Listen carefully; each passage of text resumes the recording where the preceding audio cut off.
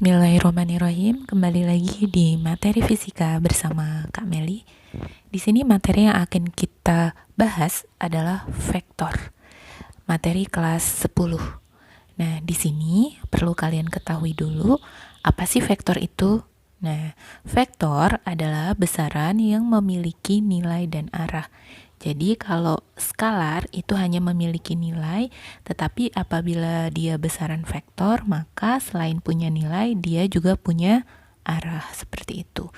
Nah, untuk arah yang kita gunakan adalah arah mata angin yang sudah kita pelajari sejak SD, timur tenggara, selatan barat daya, barat barat laut, utara timur laut.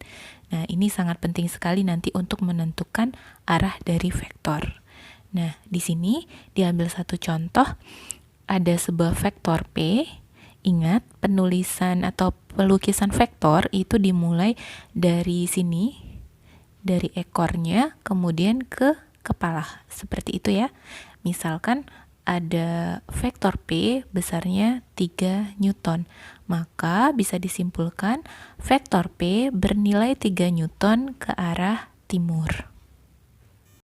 Nah, untuk resultan vektor itu sendiri, apabila kita lukis, kita punya 3 metode untuk melukisnya. Yang pertama adalah metode segitiga, yang kedua metode jajar genjang, yang ketiga adalah metode poligon. Nanti akan kita bahas satu persatu. Yang pertama yang akan kita bahas adalah metode segitiga. Misalnya seperti ini. Ada vektor P seperti tadi dijelaskan, dia dimulai dari ekornya, di sini kepala, di sini ekor, di sini kepala ya. Ada vektor P seperti ini, arahnya ke utara. Kemudian di sini ada vektor Q. Nah, di sini perintahnya lukislah P plus Q atau vektor P plus vektor Q. Nah, caranya untuk menggambar dalam metode segitiga, caranya seperti ini. Pertama kali kita lukis dulu P, seperti ini, P. Ini ekor kepala, kemudian Q kita letakkan di kepalanya. Jadi tipsnya untuk metode segitiga itu ekor kepala, ekor kepala. Jadi ekor kepala, ekor kepala. Jadi P, kemudian si Q kita tempelkan di kepalanya si P. Jadi dilihat di sini vektor P, kemudian vektor Q. Nah, untuk hasilnya atau penjumlahan resultan dari P plus Q, tinggal kita hubungkan dari posisi awal kita menggambar di P sampai dengan di kepalanya si Q. Kita tarik garis di sana, kemudian dia kepala berhimpit dengan kepala. Inilah P plus Q. Kemudian bagaimana kalau yang diminta adalah penjumlahan min? Dilihat di sini apabila soalnya minta dilukiskan P, vektor P min vektor Q seperti ini. Nah, caranya sangat mudah. Pertama kali yang kita lukis adalah vektor P-nya terlebih dahulu seperti tadi. Kemudian min Q adalah arah berlawanan dari Q. Jadi kalau tadi timur laut arahnya, kalau sekarang kita ke barat daya. Jadi bertolak belakang, kalau dia ke atas ke bawah, ke kanan ke kiri, seperti itu. Nah, berarti P, kemudian min Q, kita berbalik arah dari Q.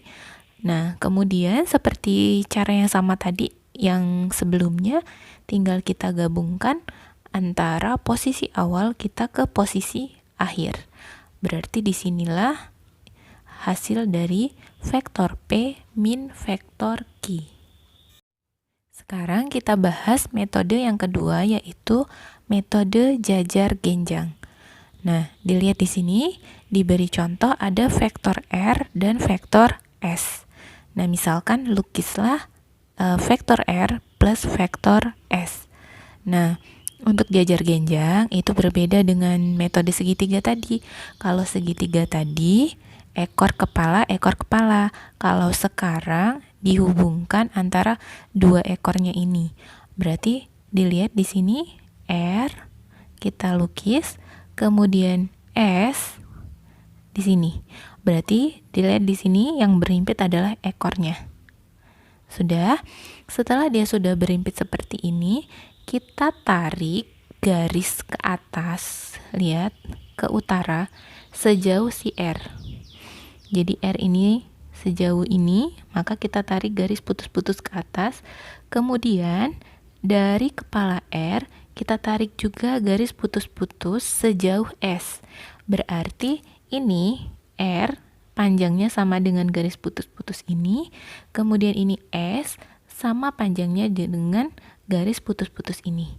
Nah, setelah jadi garis putus-putus, ambil titik temu di sini, kemudian dari himpitan ekor R dan S tadi kita tarik garis ke ujungnya. Nah, inilah yang dinamakan vektor R plus vektor S dengan metode jajar genjang. Nah, dengan cara yang sama, apabila dia min, berarti vektor R min vektor S. Seperti tadi, berbalik arah saja. R-nya tetap, kemudian S, ini kan S nih, aslinya S seperti ini. Kemudian apabila min S, ya, ini apabila dia min S, maka dia berbalik arah dari S. Dia arahnya ke sana ya. S seperti itu.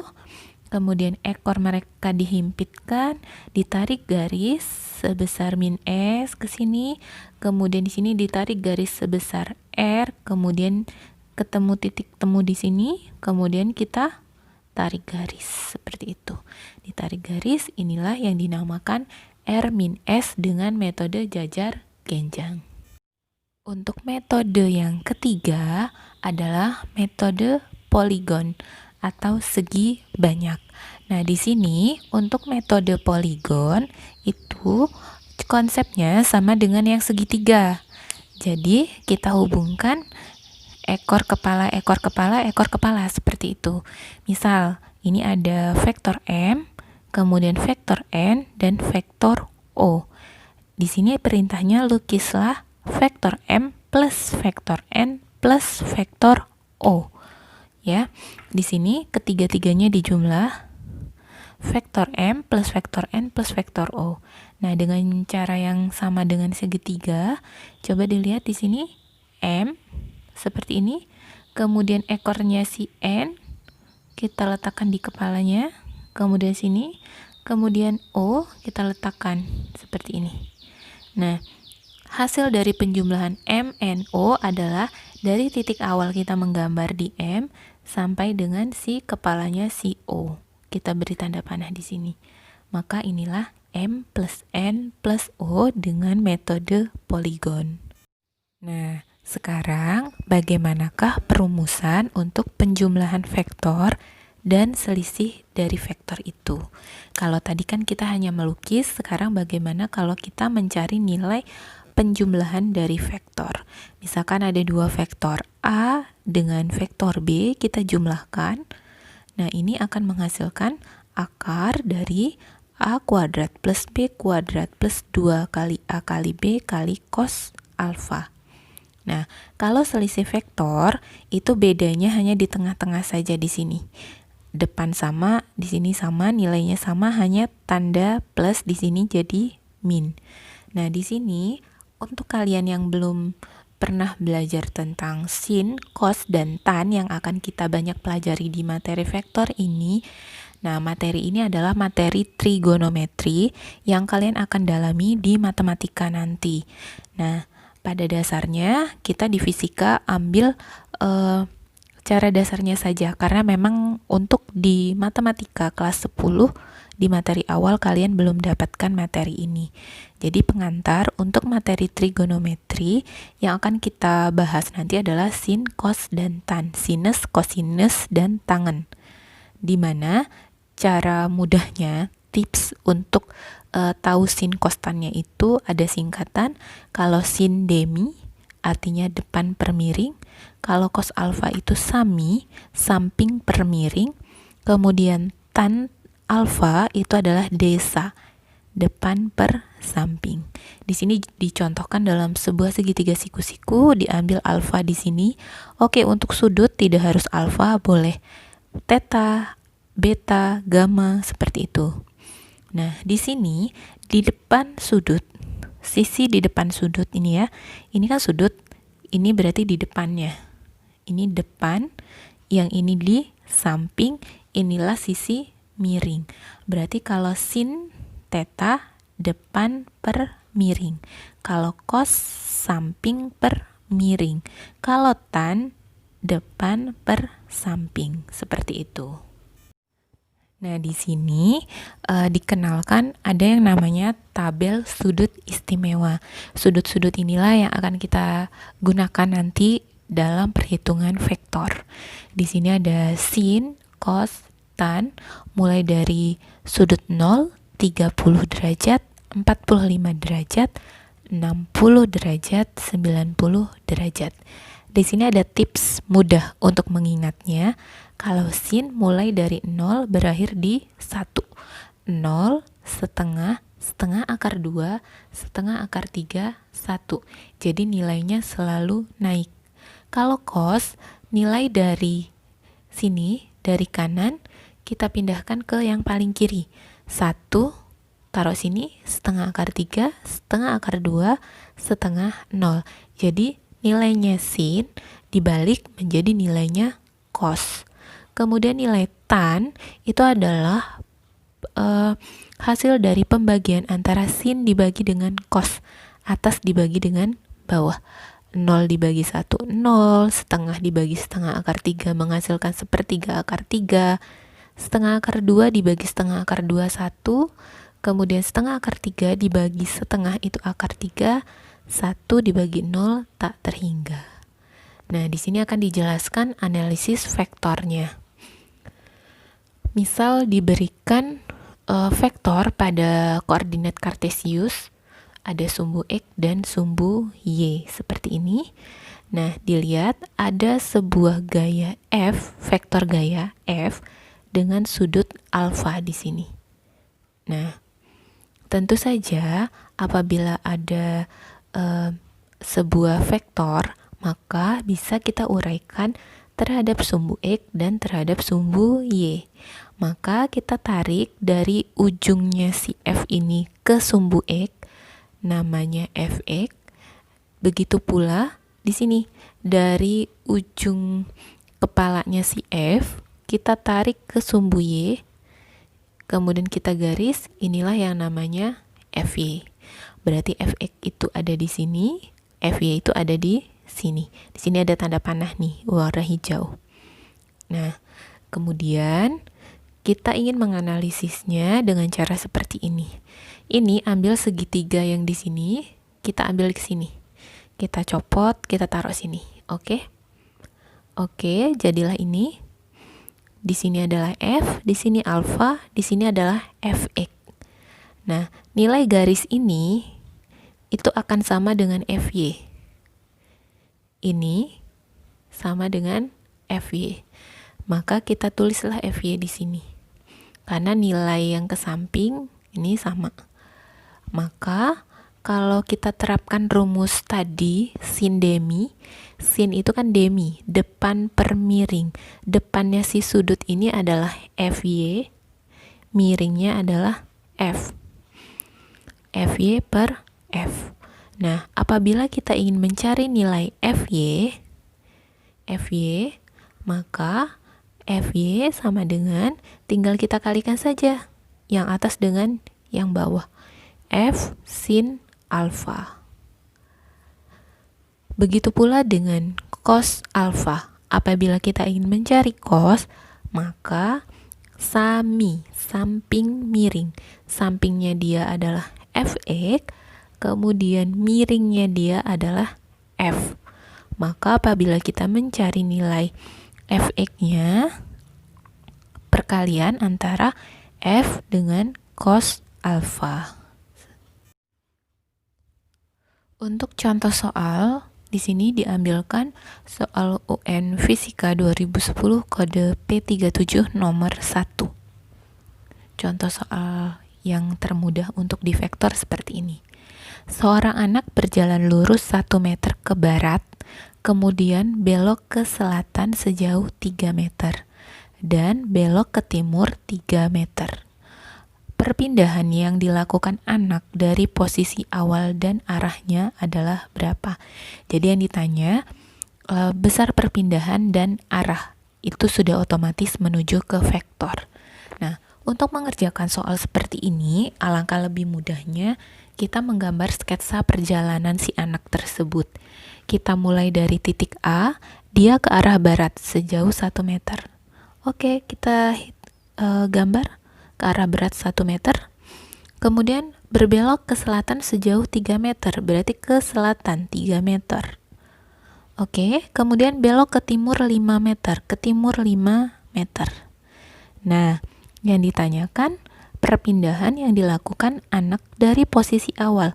Di sini ada titik A, B, C, D, E. Posisi awalnya adalah A, posisi akhirnya adalah E, di mana pengertian dari perpindahan adalah jarak dari posisi awal ke posisi akhir.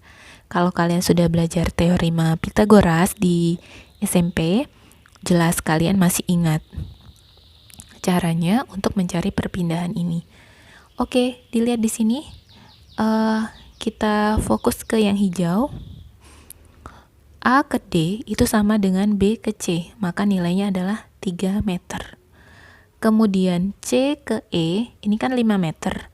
Tetapi lihat di sini, dari A ke B-nya kan 1 meter, maka sisanya dari D ke E adalah 4 meter. Kalau kita fokus ke yang hijau, maka ini adalah segitiga siku-siku, di sini 3, di sini 4. Teorema Pythagoras, triple Pythagoras 3, 4 menghasilkan 5. Tetapi apabila yang tidak ingat, di sini dijabarkan kalau mencari AE adalah akar dari AD kuadrat plus DE kuadrat. 3 kuadrat plus 4 kuadrat. 9 ditambah 16. Hasilnya akar 25 sama dengan 5 meter. Nah, lihat di sini, perpindahan A ke E atau perpindahannya ya dari posisi awal ke akhir adalah 5 meter. Kemudian arahnya ke arah tenggara. Dari A ke E itu mengarahkan ke arah tenggara. Untuk contoh soal yang kedua, di sini diambilkan soal UN Fisika 2013 nomor 2. Di sini tentukanlah resultan 3 vektor pada gambar. Jadi di sini ada 3 vektor. Di sini dibedakan warna hijau. Ada F1 14 Newton, ada F2 8 akar 3 Newton, kemudian F3 10 Newton. Di sini arahnya 30 derajat, yang F3-nya 60 derajat. Nah, apabila ada beberapa vektor yang akan kita analisis, itu lebih mudah apabila kita uraikan satu persatu. Nah, yang pertama kita uraikan terhadap sumbu X-nya terlebih dahulu. Oke, di sini dilihat sumbu X yang menempel adalah F1. F1 14 Newton, maka F1 itu hanya miliknya sumbu X. Di sumbu Y dia tidak ada. Nah, di sini F1 14 Newton, dia berada di sumbu X, arahnya ke kanan. Oke. Kemudian dilihat di sini F2.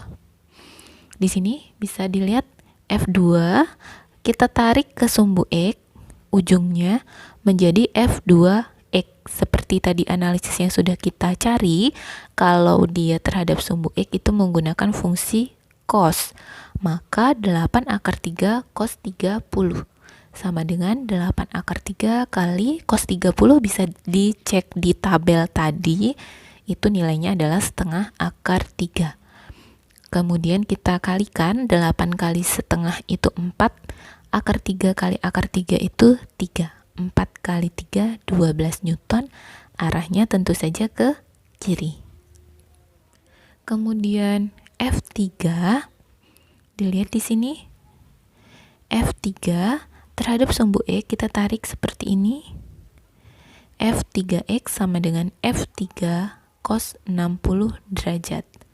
F3-nya nilainya adalah 10, cos dari 60 derajat adalah setengah, bisa dicek di tabel, hasilnya adalah 5 Newton ke kiri. Nah, kita lihat sekarang skema dari resultan gaya pada sumbu X. Di sini dari titik pusat 0,0, di sini ada F1 ke kanan, kemudian dia ke kiri ada F3X, dan ke kiri lagi ada F2X. Maka kalau yang searah ini kita jumlahkan F2X dan F3X, maka resultan atau sigma Fx sama dengan F1 yang arahnya ke kanan dikurang penjumlahan yang arahnya ke kiri. Berarti 14 dikurang F2-nya 12, F3-nya 5. 12 ditambah 5 itu 17, 14 dikurang 17 itu hasilnya minus 3 Newton. Nah, bagaimana yang ada di sumbu Y? Yang ada di sumbu Y itu hanya 2. F2 ditarik ke sumbu Y menjadi F2Y, kemudian F3 ditarik terhadap sumbu Y menjadi F3Y. Nah, ini cara analisis yang tadi sama, hanya ini menggunakan fungsi sin. 8 akar 3 sin 30 itu setengah menjadi 4 akar 3. 10 dikali setengah akar 3 itu menjadi 5 akar 3. Nah, kalau kita gambar skemanya, F3Y yang nilainya 5 akar 3 itu ke atas, ini ya. Kemudian F2Y yang nilainya 4 akar 3 itu ke bawah. Kemudian dikurangkan.